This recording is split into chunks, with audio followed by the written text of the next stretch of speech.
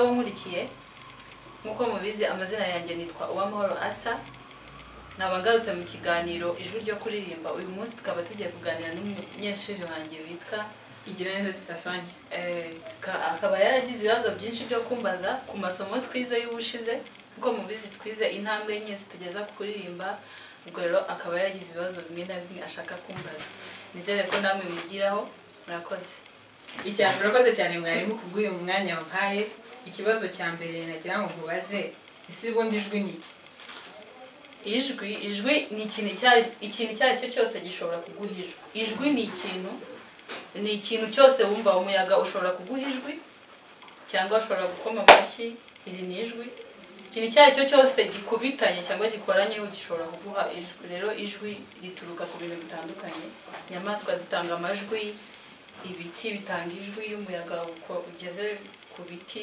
bitanga amajwi imbwa inkoko byose byaguhijwe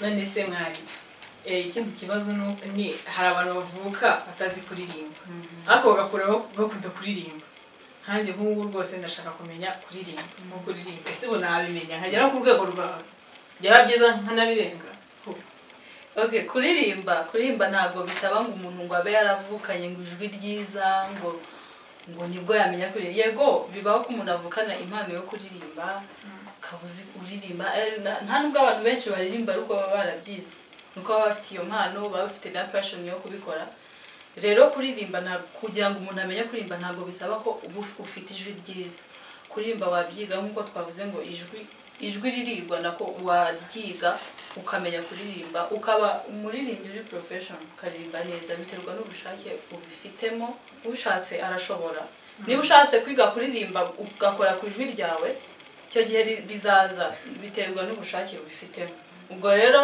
ntugire impungenge n'umuntu wese wari ufite ikibazo cyo ko adashobora kwiga kuririmba ngo abimenye rwose uko aririmba kose bajya bavuga ngo ni horodo niba uhorodoza nabyo wabyiga ukabimenya rwose nta kibazo upfa kuba ubishaka okay none se ikindi kibazo nari mfite hari ukuntu umuntu aririmba nk'abantu batabazi kuririmba ntabwo babimenya ujya kumva umuntu akubwiye ngo uvuye mu rufunguzo ukaririmba kandi wowe wumva uri kuririmba neza nese ubundi ibyo ngibyo biterwa n'iki kuririmba ukumva uvuye mu rufunguzo hari n'ababikora ntibabimenye ko babikoze ariko umuntu wabyumvise uzi umuziki akabimenya ko wavuye mu rufunguzo icyo kibazo giterwa nuko udafite munda hakomeye kuko iyo turimo kuririmba burya ijwi ryacu riva mu nda iyo udafite munda hakomeye cyangwa ngo ubuzi gukontrola umwuka wawe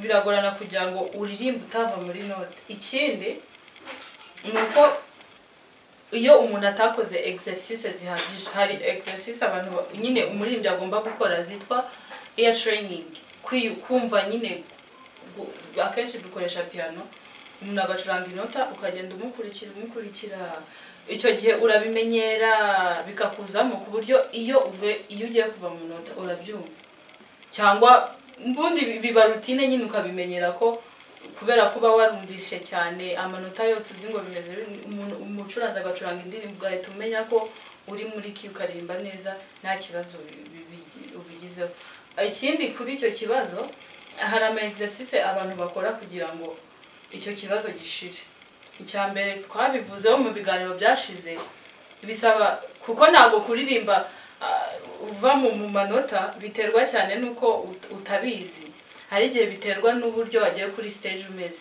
ushobora kujya kuri stage ufite ibintu byinshi mu mutwe ufite ibibazo byatumye uba bigucanga cyane uri gutekereza ibintu byinshi mu mutwe ibyo ngibyo bishobora gutuma ujya mu manota ikindi uva mu minota urimo kuririmba ikindi uyu unaniwe cyane kuko umuririmbyi aba agomba kuruhuka bihagije bishoboka rwose ugomba kuruhuka ikindi ukirinda kunywa inzoga kuko inzoga akenshi cyane ibiyobyabwenge bituma umubiri wacu uta imbaraga ukagira intege nke kandi ntabwo waririmba rwose ufite intege birashoboka se oya biba bisaba gukoresha umubiri wawe wose ikindi bigaterwa na niba ushonje se waririmba ugomba kurya kugira ngo ugire izo mbaraga. Ikindi ugakora siporo biragufasha kutava mu manota. None se kugira ngo umuntu aririmbe neza bica mu zihe nzira? Kugira ngo umuntu aririmbe neza hari inzira enye zidufasha kugira ngo turirimbe neza nk'uko twarazibonye. Iya mbere yitwa the support of singing, cyangwa ibintu bigufasha mu kuririmba ibintu bya mbere by'ibanze bigufasha kuririmba neza. Muri the support of singing cyangwa ibintu bigufasha kuririmba harimo guhumeka neza, hakabamo na posture. Niba ugiye kuririmba ugomba kuba ufite posture nziza, wifashe neza, uri flexible, urekuye nyine umubiri wawe urekuye. Ikindi ukamenya gukontrola umwuka wawe, ukamenya nkuko twabibonye, ukamenya niba indirimbo imeze gutya ngomba gufata umwuka ungana gutya, nkamenya n'uburyo ndi gukontrole. Kandi niba ufashe umwuka ugomba kuba uri deep, ugomba gufata ntiwite ngo phrase y'indirimbo ngiye kuririmba ngo ni ntoya cyangwa ni nini, ugomba gufata umwuka mwinshi. Nicyo cyiza. Intambwe ya kabiri yitwa the sound of singing. The sound of singing ni uburyo uvuga inyajwi, ugomba kuzivuga neza kugira ngo umuntu ugukurikiye yumve message urimo gutanga byumvikane neza. Mu ntambwe ya gatatu the sense of singing, cyangwa uburyo wumvikanisha imirimbire yawe, haba hari n'uburyo uvuga ingombajwi cyangwa inyajwi. Harimo inyamunwa cyangwa inyamenyo. Inyamunwa harimo ba, ingombajwi uvuga ukoresheje umunwa. Nimba mvuze ba nkoresheje iminwa yanjye na pa. Niba harimo inyamenyo ja iyo nyivuze mpuza amenyo yanjye. Noneho harimo inturike. Mu nturike harimo ingombajwi ya pa, ariko igaruka no mu nyamunwa kubera ko ubwo iza ahantu habiri. Harimo inyesongashinya, hakabamo inyamazuru n'incabusenge. Ibyo bintu nibyo biba mu ntambwe ya gatatu idufasha. Ni ukuvuga ngo guhera ku ntambwe ya mbere kuzamura ntago waririmba neza wasimbutse intambwe ya mbere, ntibishoboka. Noneho intambwe ya kane yitwa the spirit of singing, cyangwa umwuka turirimbamo. Niba urimo kuririmba ibintu feeling nyine byiyumvemo, wumve ko ikintu urimo kuririmba nyine wabaye cyo, ube nyine ubutumwa urimo gutanga bubeho nyine ubebwo, ubujyemo bwinjiremo, kuko bizagufasha kugira ngo message urimo gutanga umuntu cyangwa audience yawe, abantu bagukurikiye bazumva neza ibyo urimo kuririmba. Ese ko komoje ku nzoga gusa ni cyo kinyobwa cyangwa ibyo biryo byonyine wenda umuntu arya cyangwa umuntu ashobora kuba yanywa bishobora kwangiza ijwi? Nkuko twabibonye mbere yuko tugera ku ntambwe enye zitugeza ku kurimba neza, twabanje kwiga ijwi. Ni gute warinda ijwi ibiki? Rero twabanje kwiga ku ijwi, tureba ikintu cyarinda ijwi, uburyo warifata. Hari ibintu ubundi biba bitari ngombwa ku muririmbyi, nk'inzoga nk'uko babivuze, inzoga, itabi, urumogi, ibiyobyabwenge byose tuzi ntabwo byemewe rwose nk'umuririmbyi. Turi abakristo rwose tujye tureka ibyo bintu. Niba wanabinywaga ushabe Imana igufashe Mwuka Wera akugenderere ibyo bintu bicike. Ibindi kunywa ibintu bishyushye cyane cyangwa icyayi biguriya nta nubwo ari na cyiza. Kunywa ibintu bishyushye cyane, niba unyweye amazi mu mazi aringaniye. Noneho ikindi, ibintu birimo amavuta menshi ntabwo ari byiza, amafiriti n'ibindi nk'ibyo. Amakeke nayo arimo isukari nyinshi ntabwo ari byiza, umunyu mwinshi ntabwo ari byiza. Ku ibindi bintu bidufasha gufata ijwi ryacu neza, tuvuye ku bintu byo kurya, hari ukuruhuka, kunywa amazi meza. Igihe cyose ubundi ubuzima bwawe bugomba kuba amazi. Niba utekereje kunywa fanta, nywa amazi.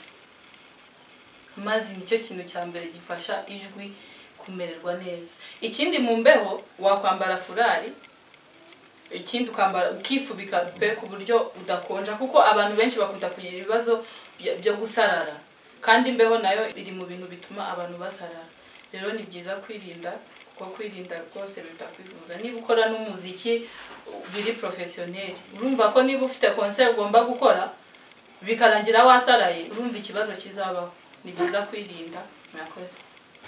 Nise mwari bifite ikindi kibazo ese ni kangahe ngomba kwitoza umuririmbyi? Okay, umuririmbyi rero ushatse wakwitoza igihe bikuziyemo ariko bikaba byiza utiruhije utinanije kuko ntago akenshi ntago njya ndenza iminota 15 iyo nakabije ngira 20 ndimo kwitoza kuko icyo gihe uba wamaze kunanirwa mu muhogo kandi iyo ukomeje gukoresha ijwi ryawe wananiwe uba urimo kuryica. Biba byiza rero ushatse hari ukuntu nko ku ishuri hari ukuntu umuntu ajya koga ajya muri douche akagenda yirimbisha buriya nazo ni practice umuntu aba akora kuganira ariko ntuganire nyine ntuvuge cyane kuko kuvuga cyane nabyo birananiza ijwi ariko kuvuga nabyo burya ni vocal warm up cyangwa ni exercise umuntu aba akora kugira ngo ijwi rye rigere. Ikindi ntabwo nyine niba ukoze ukumva urananiwe niba ukoze exercise ukumva urananiwe hagarika uzakomezaho ikindi gihe. Ikindi mbere yo gukora izo practice zawe ni byiza gukora siporo nk'umuririmbyi. Siporo buriya ni ingenzi cyane ku bantu bose ariko nyine niba uri umuririmbyi ugomba kubishyira mu mutwe ugomba gukora siporo kuko nabyo biri mu bidufasha rwose kugira amajwi meza kugira ngo tujye turirimba neza. None se mbere yuko nkora wenda nka performance runaka byaba ari concert cyangwa niyo byari ukuririmba bisanzwe kuririmbira abantu ese ni iki ngomba gukora? Kuririmbira abantu rero ufite concert bisaba ubundi iyo ufite concert ugomba gukora repetition cyangwa kwitoza ibintu uzakora muri iyo concert yawe. Ntabwo uzagenda gukora ibintu utakoreye repetition. Ni gukora repetition kandi urabizi ko mbere yo gukora repetition ugomba gukora vocal warm ups cyangwa ibintu bifasha ijwi ryawe. Ariko biba ari byiza iyo ufite concert kugerageza noneho bya bindi mwakoreye practice aho ngaho kugerageza noneho mugashaka nka audience ntoya mukabereka ibintu mwakoze bakabaha comments kugira ngo murebe ko ibintu muzakora bizaba biri perfect. Ikindi ku munsi wa concert ntabwo ari byiza kongera gukora repetition kuko nukwivuna muba mukeneye umunsi wo kuruhuka cyangwa iminsi 2 ukaruhuka kugira ngo uzajye kuririmba wagarutse nyine wagarutse wongeye kamera neza kuko igihe umaze urimo gukora nako ama repetition kiba ari kinini kandi ukeneye kuruhuka kugira ngo wirinde bya bindi byose umuntu ajya kuri stage ananiwe agataki akibagirwa n'amagambo byose ugomba kubyitaho. Okay, none se yaba ari korali cyangwa umuririmbyi iki ni ikibazo cyane kandi kukubaza ni iki yakurikiza ahitamo umwarimu w'ijwi? Dufite abarimu b'ijwi benshi bashobora kugutoza ese ni iki wakurikiza uhitamo umwarimu w'ijwi cyangwa nta nubwo ari ngombwa kwirirwa ubyitaho? Rero ikintu cya mbere ugomba kureba ugiye guhitamo umwarimu ugufasha kwijwi ugomba kureba ko ubwo bumenyi abufite. Iki kintu cya mbere ugomba kumenya kuri we. Ikindi cya kabiri ugomba kureba niba ari flexible azashobora kumva ikibazo cyawe ufite nyine ibintu nk'ibyo ukamenya niba ashoboye kukumva kuko ntabwo wakwigishwa n'umwarimu utakumva ntabwo bishoboka. Ugomba kumenya ko umwarimu rwose ushaka agomba kukumva ikibazo cyose ufite akagufasha akamenya uburyo akigufasha. Mu kindi cya gatatu ugomba kureba uburyo yitwara imico ye kuko niba ufite imico bajya baca umugani ngo ihene nziza ntawe yizirikaho ibi. Ntabwo ugomba kumenya neza niba koko ahuye n'imico yawe cyane cyane nk'abakristo niba afite ubukristo muri we. Ntabwo abantu badahuje kwizera rwose bakorana ntabwo bishoboka. Agomba kuba ari umuntu uzi strategy afite uburyo bwiza bwo kukwigishamo kuko aba agomba kukumenya akamenya ngo uyu muntu nimutwara gutya azamenya aziga vuba nimugenza gutya bizagenda gutya rero nabyo uba ugomba kubyitaho byo byose murakoze cyane mwari ibibazo byanjye birasubije murakoze cyane inshuti zanjye mwari mukurikiye iki kiganiro ubutaha nzabazanira abantu batandukanye twige ku bijyanye n'ijwi dukore ama exercice byose bizagenda biza nkuko nabibabwiye muri theory tuzabishyira no muri pratique murakoze Imana ibahe umugisha amen